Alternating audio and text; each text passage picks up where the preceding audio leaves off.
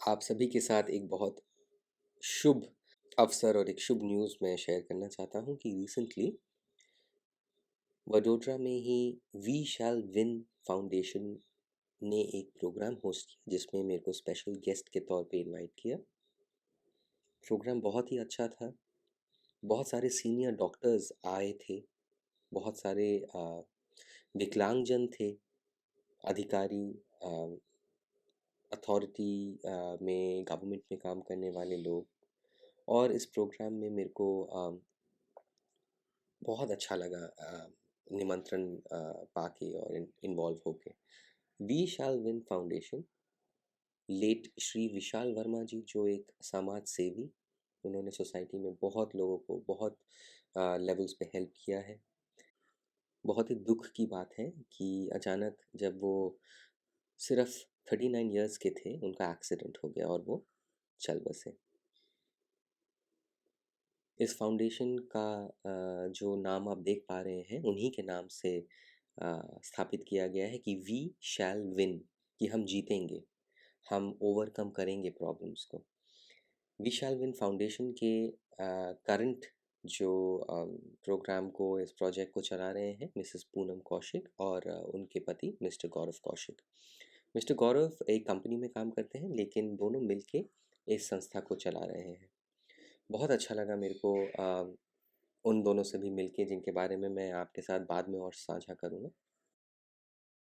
Programme में कुछ 80 लोग थे जो डॉक्टर्स हैं, सोशल एक्टिविस्ट्स हैं, अचीवर्स हैं। उन्होंने अपनी ज़िंदगी में बहुत काम किया है और उन सभी को अवार्ड दिया गया। उनमें से कुछ लोग जिनको जिनको मैंने देखा कि बहुत सारे डॉक्टर्स थे जिनके अपने बच्चे भी चिल्ड्रन विद डिसेबिलिटी हैं, मतलब विकलांग हैं। हम लोग बधिर समुदाय में हमेशा सोचते हैं कि डॉक्टर्स जो हैं हमारी बात नहीं समझते, बधिर जनों की जो डिमांड्स हैं उसको नहीं समझते। हम उनको थोड़ा सा ब्लेम करते हैं डेफ कम्युनिटी में कि वो अ, बधिर जनों को देखते हैं कि उनके कान ठीक नहीं है, बस ठीक कर दो उनको, वो उनकी लैंग्वेज और उनका जो आइडेंटिटी है वो नहीं समझते। लेकिन जब मैंने इन डॉक्टर्स को देखा जो उनके बच्चे भी विकलांग हैं, मेरे को एक फीलिंग आई, बहुत भाव आया कि उनकी भी ज़िंदगी में इश्यूज़ हैं। उस प्रोग्राम में और एक बहुत अच्छी चीज़ हुई कि स्व सक्षम बोल के एक पब्लिकेशन का लॉन्च हुआ। डाउन सिंड्रोम वाले बच्चे और चिल्ड्रन विद ऑटिज़्म जिन्होंने अपनी ज़िंदगी में अपने पेरेंट्स के सपोर्ट से, अपने पेरेंट्स के दृढ़ संकल्प, प्यार और सपोर्ट से उन्होंने अपनी ज़िंदगी में आगे बढ़े हैं, कुछ करके दिखाया है।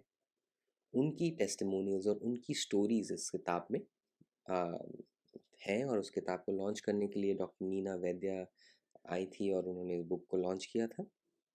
ये प्रोग्राम 10 मार्च 2024 को होस्ट किया गया था जिसमें मैं एज अ स्पेशल गेस्ट गया था। बहुत अच्छा लगा मेरे को। सबसे बढ़िया बात थी कि इस प्रोग्राम में जो चीफ गेस्ट थे रिटायर्ड मेजर नितिन मेहता जी, जो अपने ही भावनगर के हैं, गुजरात के।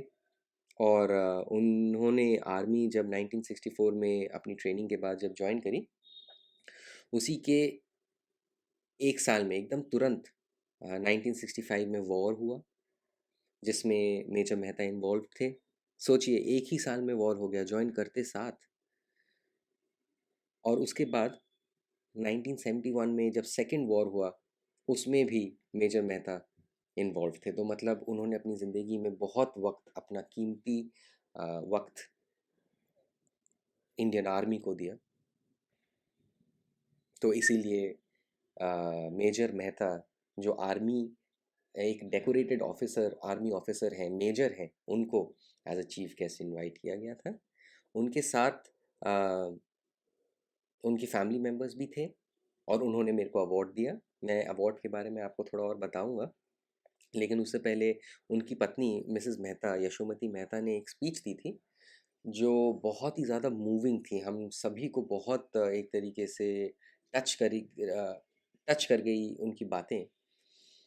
वो कह रही थी कि जो आर्मी में एक जो फैमिलीज़ होती हैं, जो उनके पति होते हैं वो आर्मी के पोस्टिंग में होते हैं, और घर पे जो सदस्य होते हैं, specially the parent, the mother, the wife, हमेशा एक वरी, एक चिंता, एक आशा में रहती कि क्या मेरे पति, क्या इन बच्चों के पापा ज़िंदा हैं? क्या वो वापस आएँगे?